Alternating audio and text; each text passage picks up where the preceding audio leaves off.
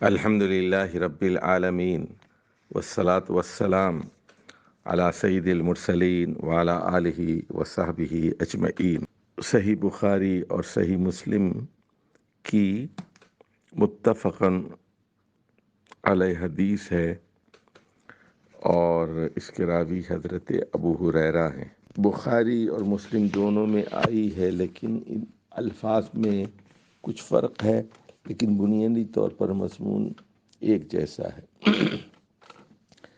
حدیث ابی ہریرہ رضی اللہ عنہ قال کان النبی صلی اللہ علیہ وسلم بارزا یوما للناس۔ حضرت ابو ہریرہ کہتے ہیں کہ رسول اللہ صلی اللہ علیہ وسلم ایک دن لوگوں کے سامنے تھے۔ فَأَتَاهُ رَجُلٌ فَقَالَ مَا الْإِيمَانُ۔ اتنے میں ایک آدمی آیا اور اس نے پوچھا مل ایمان، ایمان کیا ہوتا ہے؟ قال، رسول اللہ صلی اللہ علیہ وسلم نے جواب دیا الایمان ان تؤمن باللہ وملائکتہ وبلقائہ وبرسلہ وتؤمن بالبعث۔ فرمایا کہ ایمان یہ ہے کہ تم اللہ پر ایمان لاؤ، فرشتوں پر ایمان لے آؤ، اور اللہ تعالیٰ سے ملاقات پر ایمان لے آؤ، اس کے رسولوں پر ایمان لے آؤ، اور یوم البعث اٹھائے جانے والے دن پر ایمان لے آؤ۔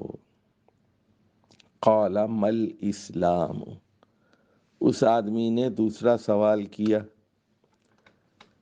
یہ بتائیے کہ اسلام کیا چیز ہے؟ رسول اللہ صلی اللہ علیہ وسلم نے جواب دیا قال الاسلام ان تعبد اللہ ولا تشرک به وتقیم الصلاة وتؤدی الزکاة المفروضة وتصوم رمضان۔ آپ نے جواب دیا کہ اسلام یہ ہے کہ تم اللہ کی عبادت کرو اور اس کے ساتھ کسی کو شریک مت کرو، اور نماز قائم کرو، اور فرض زکوٰۃ ادا کرو، اور رمضان کے روزے رکھو۔ اس آدمی نے تیسرا سوال کیا مل احسان؟ قال مل احسان؟ قال ان تعبد اللہ کأنک تراہ۔ رسول اللہ صلی اللہ علیہ وسلم نے جواب دیا کہ تم اللہ کی عبادت اس طرح کرو گویا کہ تم اللہ کو دیکھ رہے ہو۔ فَإِن لَمْ تَكُنْ تَرَاهُ فَإِنَّهُ يَرَاكَ۔ اور اگر تم اسے دیکھ نہ پاؤ تو کم سے کم یہ سمجھو کہ وہ تمہیں دیکھ رہا ہے۔ اس آدمی نے چوتھا سوال کیا متی الساعہ؟ پوچھا کہ قیامت کب آئے گی؟ قال ما المسؤول عنها بعالم من السائل۔ فرمایا کہ سائل سے مسئول کا علم اس بارے میں زیادہ نہیں ہے، یعنی سوال کرنے والا اور جواب دینے والا دونوں کا علم اس میں برابر ہے۔ وَسَأُخْبِرُكَ عَنْ أَشْرَاطِهَا۔ البتہ میں تمہیں اس کی کچھ علامتیں بتا دیتا ہوں۔ اور اس کے بعد بتایا کہ اِذَا وَلَدَتِ الْأَمَةُ رَبَّهَا۔ قیامت کی علامتوں میں یہ ہے کہ لونڈی اپنی مالکن کو جنم دے گی۔ وَإِذَا تَطَاوَلَ رُعَاةُ الْإِبِلِ الْبَهْمُ فِي الْبُنْيَانِ۔ اور جب چرواہے اونٹوں کو چرانے والے، مویشیوں کو چلانے والے دیہاتی وہ اونچی عمارتیں ایک دوسرے سے بڑی بڑی تعمیر کریں گے اور فخر جتائیں گے۔ فی خمس لا یعلمہن الا اللہ۔ اور فرمایا کہ یہ 5 ان چیزوں میں سے ہیں کہ اللہ کے علاوہ اس کا کسی کو علم نہیں ہے۔ ثم تلا النبی صلی اللہ علیہ وسلم، اور پھر اس کے بعد رسول اللہ صلی اللہ علیہ وسلم نے سورہ لقمان کی آیت نمبر 34 کی تلاوت کی۔ ان اللہ عندہ علم الساعہ، بلا شبہ قیامت کے دن کا علم تو صرف اور صرف اللہ تعالیٰ کے پاس ہے، اور ینزل الغیث، وہی بارش برساتا ہے، اور جو ماں کے پیٹ میں جو کچھ ہے اس کا علم اسی کو ہے، اور یہ بھی کوئی نہیں جانتا وما تدری نفس کہ ماذا تکسب غدن، کل وہ کیا کمائے گا، اور وما تدری بأی ارض تموت، اور کوئی نہیں جانتا کہ وہ کس زمین میں مرے گا، اور اللہ تعالیٰ ہی علم والا ہے، علیم و خبیر ہے۔ ثم ادبر، اس کے بعد وہ آدمی پلٹا اور چلا گیا۔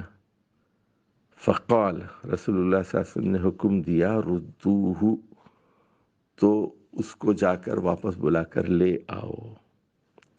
فلم یروا شیئا، لیکن باہر جا کے دیکھا تو کوئی چیز نظر ہی نہیں آئی۔ فقال ھذا جبریل جاء یعلم الناس دینہم، آپ صلی اللہ علیہ وسلم نے فرمایا کہ یہ جبریل تھے جو لوگوں کو ان کا دین سکھانے کے لیے تشریف لائے تھے۔ تو اس سے یہ بات معلوم ہوئی کہ دین میں کیا کیا چیزیں شامل ہیں۔ دین میں ایمان بھی ہے، دین میں اسلام بھی ہے، اور دین میں احسان بھی ہے، اور دین میں قیامت بھی شامل ہے۔ اور دین کا اصل میں ایک مطلب ہوتا ہے جزا و سزا، بدلہ، مکافات عمل، محاسبہ، کمپنسیشن۔ تو اس میں قیامت کا پر یقین یہ بھی اس میں شامل ہے، اس کی کچھ علامات آپ نے بتا دی ہیں۔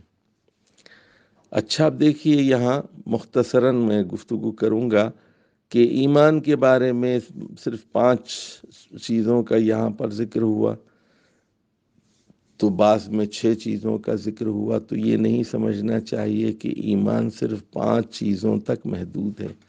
ایک دوسری حدیث میں ہے کہ ایمان کے 60 سے زیادہ شعبے ہیں، اور حیا بھی ایمان میں شامل ہے۔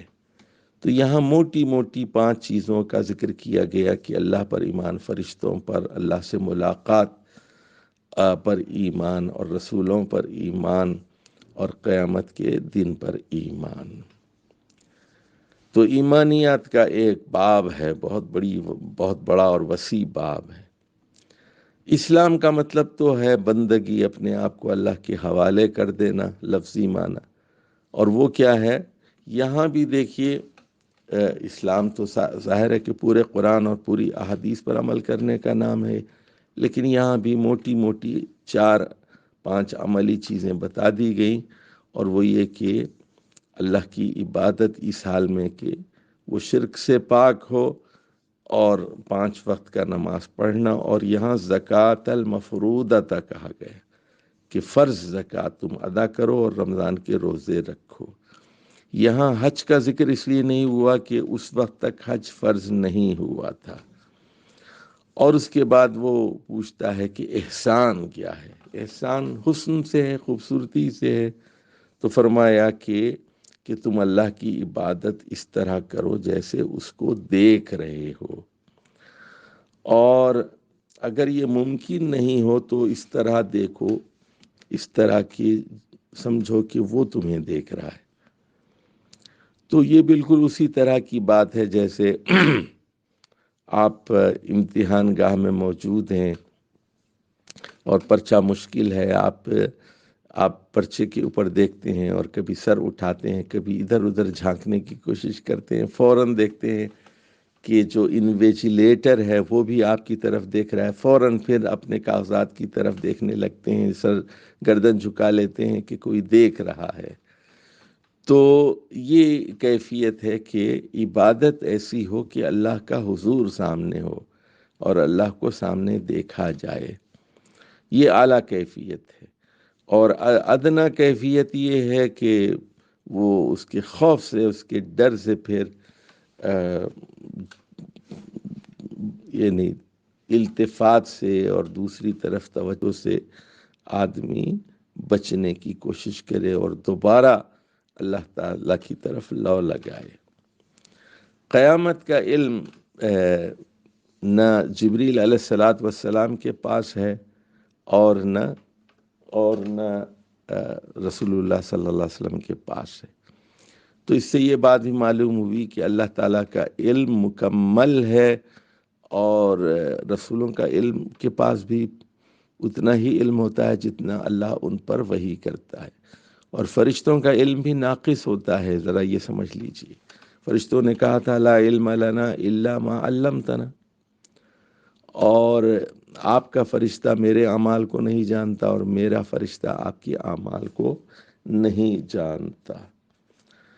اور اب یہ جو قیامت کی علامتیں بیان کی گئی ہیں، تو اس میں یہ بات بھی ذہن میں رکھ لیجئے کہ ایک چیز یہاں کہی گئی ہے کہ لونڈی اپنی مالکن کو جنم دے گی، تو اس کی بہت ساری تفسیریں بیان کی گئی ہیں، اور ان میں سے یہ بھی ہے کہ بہت سارے خلفاء ایسے ہوئے ہیں جو لونڈیوں کی اولاد میں سے تھے، اور یہ بھی مطلب لیا گیا ہے کہ لونڈی اپنی مالکن پر حکمرانی کرے گی، یعنی وقت ایسا بدل آئے گا غلاموں کی حکومت ہوگی۔